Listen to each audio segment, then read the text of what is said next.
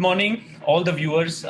Thank you once again for joining us on this Sunday special episode of Grooming Daughters. We are apologetically excited today. Apologetic because we started today's session 6 minutes late. But we are also excited. And the reason for our delay has been that we are kickstarting today our 13th batch of Global Family Managed Business Program in Dubai. And probably because of that, we had to, this program, the start of this program got delayed. I'm very, very happy to introduce you today to this wonderful young lady. Her name is Payal Gupta. And Payal Gupta is a director of business development. She runs her own business. It's a technology business, and it's called Technotrove Systems.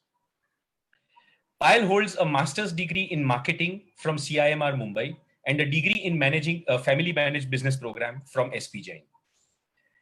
Born and raised in Mumbai, Payal joined family business in 2005, and we are going to discuss a lot more about that a little later. And then she worked along with her husband Shantanu Gupta to create this beautiful new company, new concept at Technotrove. Payal strongly believes in the power of technology-enabled training and hence started the simulation and virtual reality division after she joined the business. Payal plays a key role in driving Technotrove's growth through continuous innovation and meaningful partnerships in the industry. Her expertise lies in product strategy, design and innovation. All these fields are very close to my heart because that's something that I teach. She has been instrumental in bringing technological and managerial excellence in companies' operations. In addition to international business development, Payal started the training division of Technotrove, which is called as TechnoSim Training Services. Under her leadership, the company has revolutionized the way driver training and testing is conducted in India. So this is something very, very interesting. She's in a very, very interesting space, a growing space. Welcome, Payal. Thank you so much for being with us today. Thank you so much for having me here today. I'm excited as you are about kickstarting the GFMB. Thank you for the lovely introduction. It is a pleasure having me. So Payal, I think we come to the Technotrove part a bit later. But through our conversations, I understood that, your family has been a family of maverick entrepreneurs. I would use the word maverick. And the reason I use this word maverick is because your grandfather started a business, then your father joined his business and then again moved out to start his own venture. You did similar. You joined your father's business and then you moved out to start this Technotrove, right? So can you explain to us about this entire entrepreneurial spirit in your family? Yes, we have been a family of, entrepreneurs. Everyone has begun and everyone had that burning desire to contribute in their own way. So my grandfather was into the business of dry fruits. And back then in 65, 70, those were the times where after the partition, actually, they moved to India. And from there, they again, of course, continued the business. It flourished. But then those were the times of restrictions and regulations and quota system, license system tha. So that was making business very difficult. So my dad said that this is looking very difficult. I will have to step out and do something because with regulations, so much you can't work. So he set off, he came to Mumbai in 1971 when he was only 21 years old. And that's when he, searched really for something to do which didn't have quota. So the only thing that didn't have quota at that time was waste.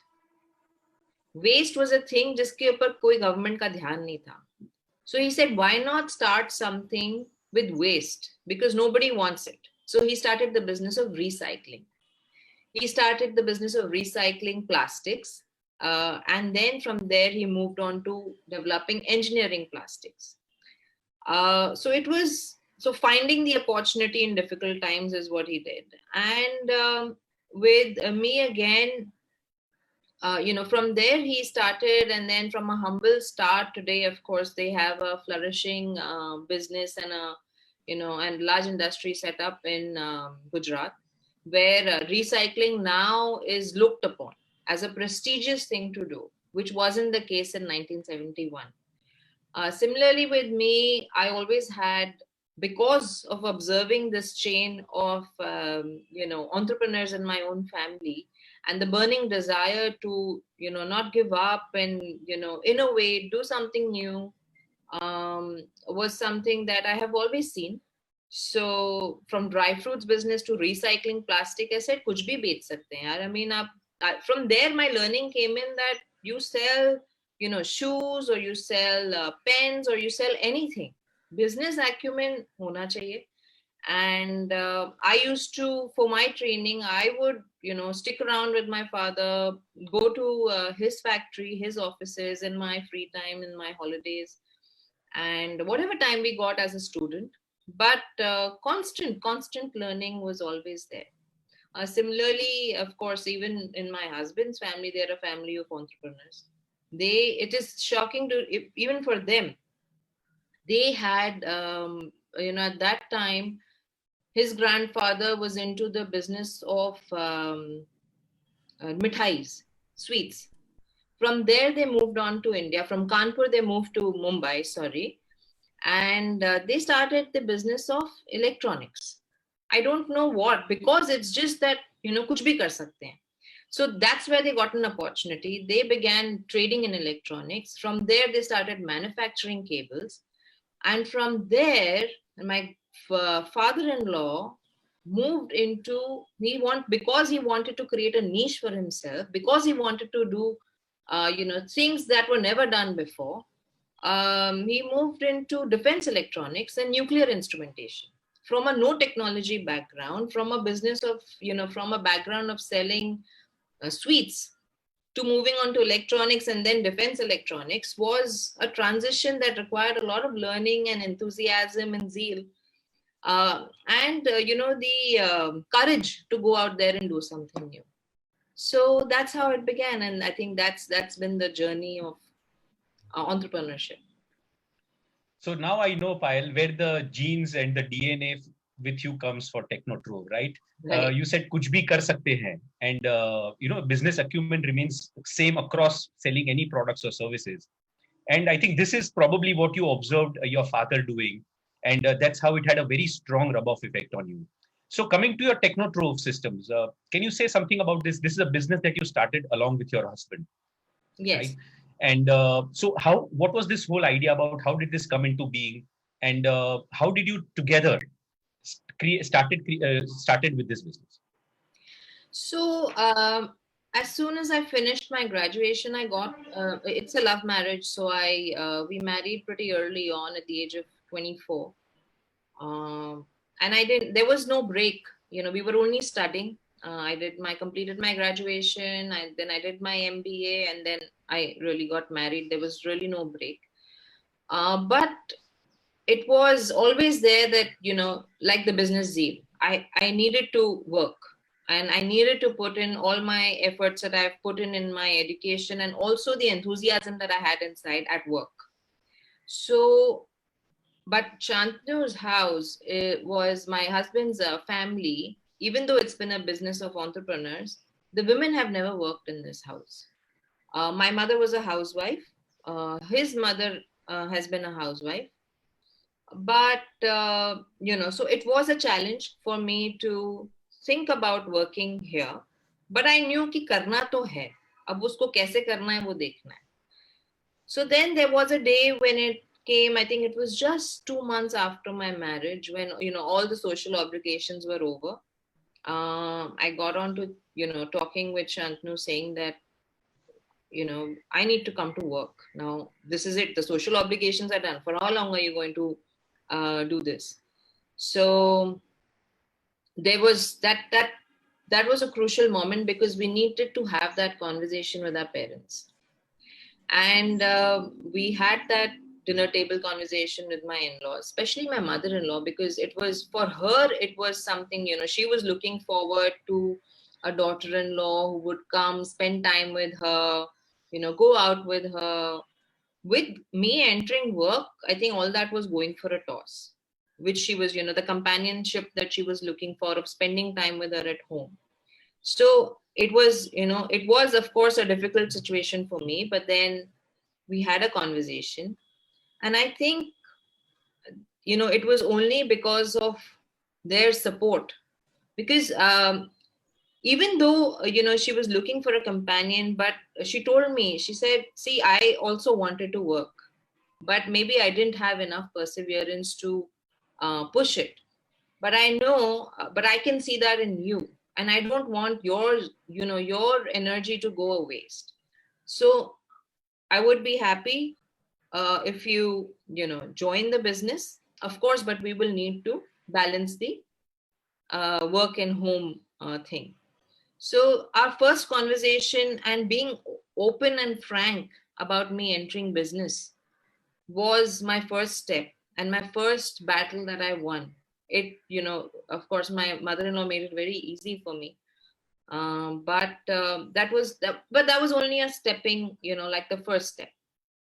A business mein jaake, they were into, so Technotrove at that time was into, again, the defense and nuclear business. And Shantanu was working with his father, where there was a lot of government, relations, trade relations, all of that. They weren't manufacturing anything at that time. They were representing some very prestigious companies from the world, and had very good foothold, in the industry that they were. But there was really no place for me to step in. So at that time, my husband, gave me an opportunity. They had done a simulation project for the defense. It was a small project, but he knew that this had potential. So he told me, he's like, have you heard of the word simulation? I said, nahi, maine simulation kabhi suna hi nahi. I said, I don't know what you're talking about. He says, let me send you some documents. Let me send you some videos. Take a look. Search on the internet, ye hota kya hai. I searched and I searched because of the determination कि एक बार घुस गए तो अब तो कुछ करना ही है, because if I have to go to work, I better prove myself. और कुछ भी कर सकते हैं. कुछ भी कर सकते हैं. So I said, let me search ये so होता क्या है. So I put in 6 months of research only to understand कि what is the simulation industry, what is virtual reality, and what does it mean, how can it bring value to businesses. So after 6 months of strong research, I understood. I said, there was an aha moment. I said, Shantanu, ये कर सकते हैं. So he's like, कैसे करेंगे? So I said, इसके लिए तो developers चाहिए. Developers चाहिए, we'll have to recruit. I said, okay, we'll recruit. Space to thi because we were sitting in our dad's office. And we recruited, for me to recruit my first 2 engineers, because Technotrove had no background of development in the simulation industry. The simulation industry at that time was only on a research level, where only there were large government projects, or there was simulation or, of aircrafts, where pilots were taught how to fly. So those people working on such prestigious projects, why would they join a small company of 2 people who don't even know what the word simulation means? So to build in credibility, we hired an ex-director of a simulation division from a government department, just to build the credibility. Yeah, but just Payal, I think what is going to be more interesting is what kind of challenges did you face in this business, and as a husband and wife, how did you support each other? Because obviously, new business, high technology driven business, something absolutely new to you and your husband.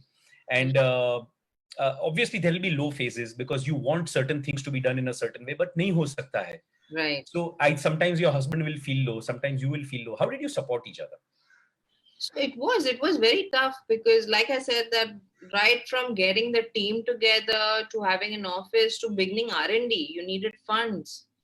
We had to sacrifice on a lot of our, time at home, a lot of our trips that we could have done with our friends, because there was no time and there was no money, because all that we had invested in our business.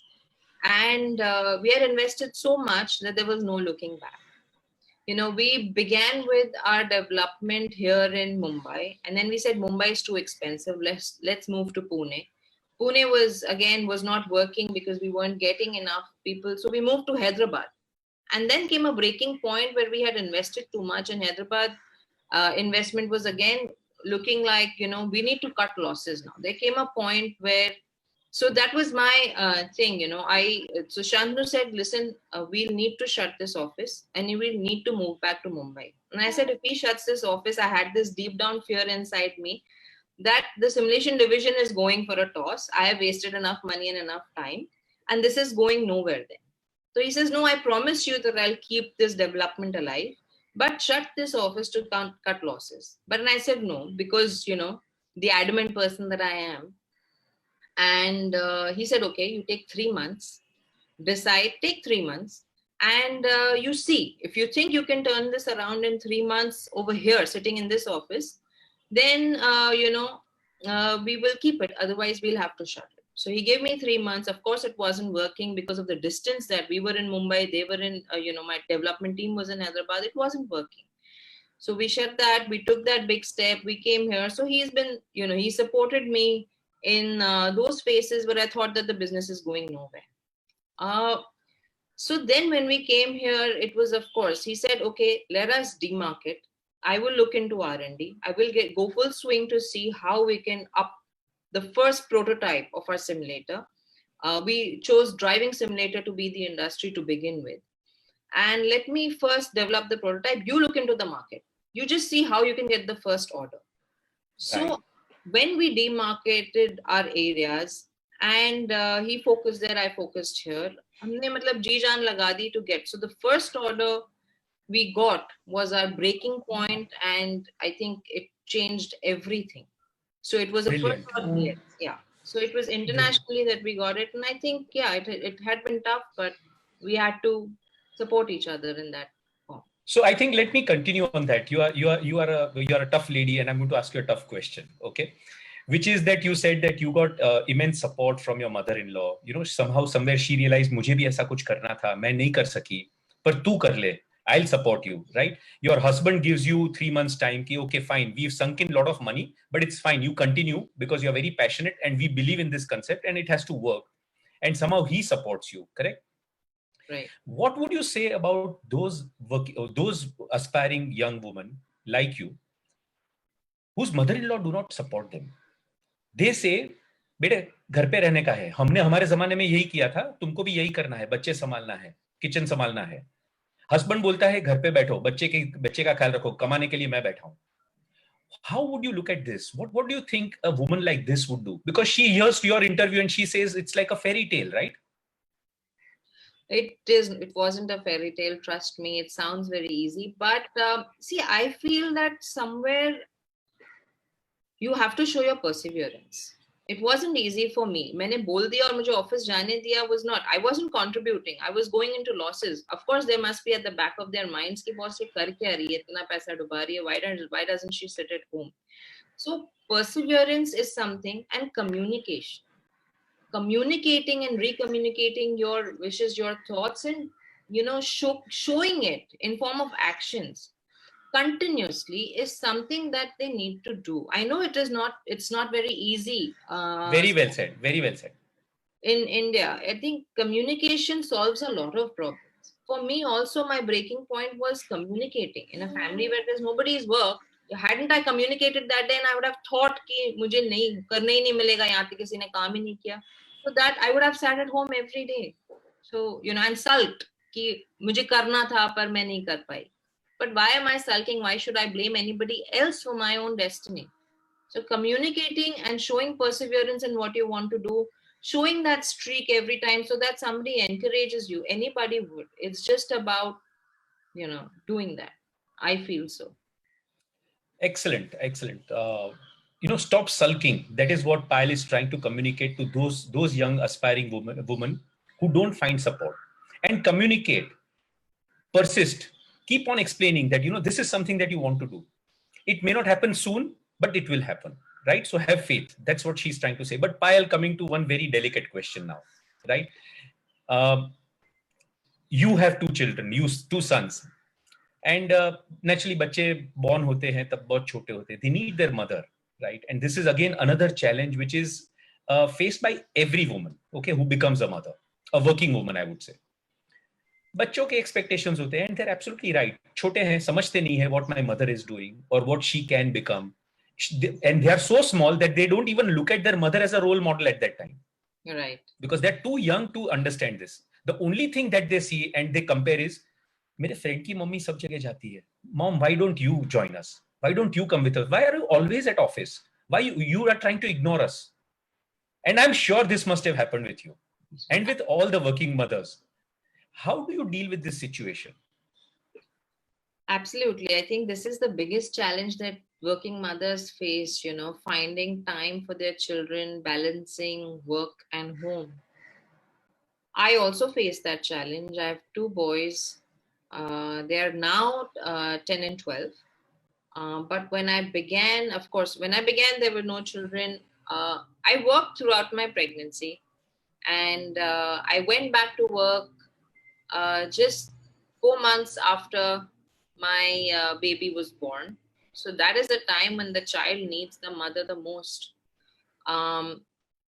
But I tried, again, without my family support and without my mother-in-law supporting me, where she said, "Ki, theek hai, tu ja." Of course, I didn't work as long. I would bring work home.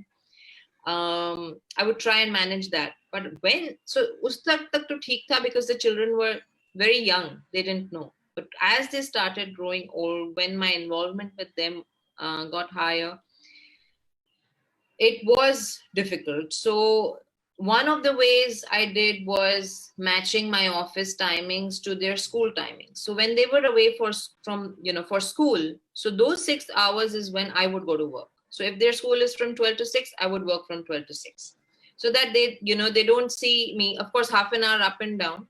So I would arrange my meetings, realign my visits, all according to their school times, because nobody knew. That became my pattern of working. Second thing I did is, I used to make them do projects at work. So the days that I was, the days they had holidays in between, even during the school days, I would bring them to work and I would make them sit with me in my cabin while I'm working, because they would see me working. So it's a positive environment for them, but they would sit, get their little snack, and they would sit and spend time with me while I'm working with their working. So they would get very excited that they're getting to spend time with me. Mom hasn't left me home alone. And we would do that. I also took a step where I said I would not work weekends. So I get that weekend time as a buffer time to, spend time with my children, complete their projects, do whatever. But I also did some very, interesting steps, which I think that mothers could do. It is, of course, bringing them work was thing, but the days that where I was at home, I could not go to work. It could be because there are some days that you can't go to work, but you still need to work. So I have an international call aligned, which I need to do virtually, and my child is sick. What do I do? So even though staying at home, I would take that call. But, with my children, I would make sure that my children are sitting next to me. They would hear me passively talking to people from different nationalities, somebody from Australia, somebody from Singapore, somebody from UK, and hear that accent. And, that would fascinate them, the way they're looking. They would sit quietly, of course. But my kids were so fascinated. It's like, Mom, the accent of the UK guy was not the same as the Australian guy. They talk so differently, and they greet so differently. They have that, somebody talks about weather, somebody talks about cricket. Mom, how does that work? So the questions arose only because they were there. They had, so they were growing their mind. While I was spending time with them, they were passively learning. So it was it's a very interesting learning curve from them. And for me, I was spending time with my children. So it also gave me an opportunity to do an after talk after my meeting on about the region, about how people are different from each other, and, simple talks about business as well. Why not? So that's my way of grooming my children. I think sheer brilliance, Payal. Of course, most of the women that have been interviewed on this platform have already mentioned that they used to manage time.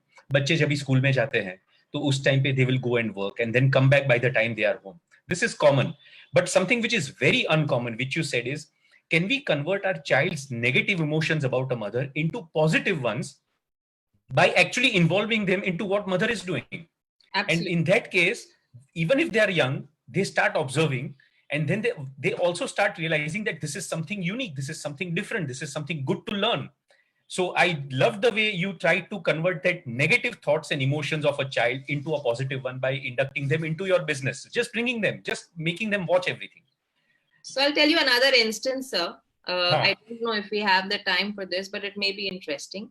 So Quickly, if you can, because I have one more last question to go with you. Okay. So my kids would travel by bus to school. I didn't have the time or the leisure to drop them in a car. And, even though other mothers did, they said, "Aap mujhe kabhi lene nahi aati ho school mein, kabhi chhodne nahi aati ho." I told them, "Boss, bus use karo. When there is a special day, I would definitely come." So they were going by bus. And one day their bus driver, had a small jerk and his vehicle broke down, or he met with an incident or something like that. My child was so upset with that whole this thing, and he came home. He said, "You teach driver training to the whole world. You can't teach my bus driver." So we arranged a driver training session for all the bus drivers at school, which made him so proud. Which said that, okay, now he had the confidence that ab ye driver sahi hai, now they are fit for taking me and my friends to school and coming back. So we actually did a training session with the simulators for those drivers at the school, which helped them, which the kids feel proud about these little things where they feel they're contributing not only to them but to the society. Absolutely. And especially when it comes to work environment, nobody likes a boss who is tough and who is adamant. Okay. You are tough, and as you said, you are always adamant, right? And you are a lady boss. Any gender biases you faced as a lady boss, being tough and adamant, people don't want to really listen to you, or they just don't want to obey or follow your instructions, or any other suppliers customer relationships where you could feel the gender bias? If you can just very quickly go through that. So gender bias, even though it exists, but it was not something that I really faced, because I'll tell you very frankly, you may be surprised with it, but Shantanu's family comes from, they're a family of meditators, and they follow the Ajapa Yoga meditation practice. And our Guruji always was a staunch believer of gender equality, and he feels that women have a strong role to play in this society because they bring a different perspective and they bring a different kind of a balance in what they do. So that's the upbringing that they've come from. So that culture has been so strongly embedded in the office environment as well. That gave me the comfort, and I think all the other women employees the comfort that that was makes them comfortable. But how about the external stakeholders? Probably your suppliers, your customers, outsourcing, wherever. So more than gender, age was a barrier. We were very young, and this industry was an industry of all senior people from the research department, more on the retirement phase, where they saw us as as young children ki ye kya karenge, to now where it's become from a senior person industry, it's now become a youth industry. And we've been a part of that transition, we've been a part of that concept. So gender really was not a thing, but age was a big thing. But I can say one thing, that when I joined business, there was only one lady employee that was working, and now today I think 1/4 of our employee is population is women. So after I entered, and I think that was my thing, because I felt that they can do work better, and because we had a clear demarcation of areas, of what I did and what Shantanu did. So reporting to a woman boss was not in the question. Like, you have to do it. So I think I made them comfortable. That helped communication again, making them comfortable. Of course, that ego deep down inside for my employees must be there. Ki इनको कैसे report करें, sir को आने दो. But I think that constant communication ki मैं हूं ना, अच्छा मुझे बताओ क्या करना है. This testing, you show me, I'll tell you. So giving them frank opinions, connecting with them on a personal level made them, comfortable somehow. The employees. And brilliant. I think that very briefly explains that, it's communication, communication, communication. That is something which is very strongly told by Payal, and what she's trying to emphasize. Whether it is about, probably your in-laws who are not acceptable to the fact that you want to work, or your husband, again, who in turn is not acceptable. Communicate, persist. Same thing with employees and people at workspace. They are not acceptable. They have a gender bias. Don't bother. Keep communicating. That's important. Something very important is, can we convert our child's negative influence into a positive one by bringing them along, just making them observe what we do.